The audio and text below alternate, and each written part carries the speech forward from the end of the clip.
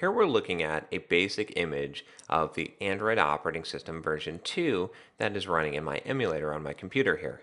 And you can see I'm looking at the home screen, and it has some instructions here from this friendly little Android guy that are telling me how to use the home screen.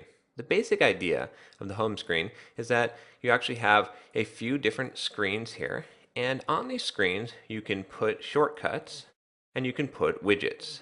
You can see here there's a music widget, and you can see here that even this little Android guy and this Google search bar are widgets. I can also hold down my mouse button, or if you're actually using a device, you'd hold your finger down and it brings up this menu here where I can add something to a home screen.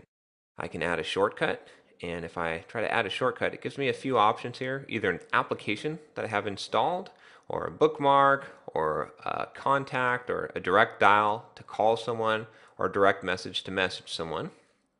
I'll just go ahead and add an application here, and let's just add the calculator application. And then if I hold down again here, we can see that I could also add a widget.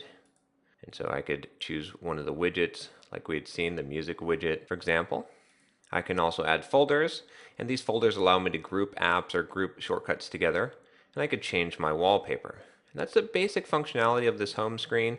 And like I said, you can have multiple home screens here, so you could alternate between them and add your stuff to the home screen here. And this is how your users would use an application that you would develop. They'd probably make a shortcut on their home screen, or you might have developed a widget, in which case they would attach that widget somewhere on their screen.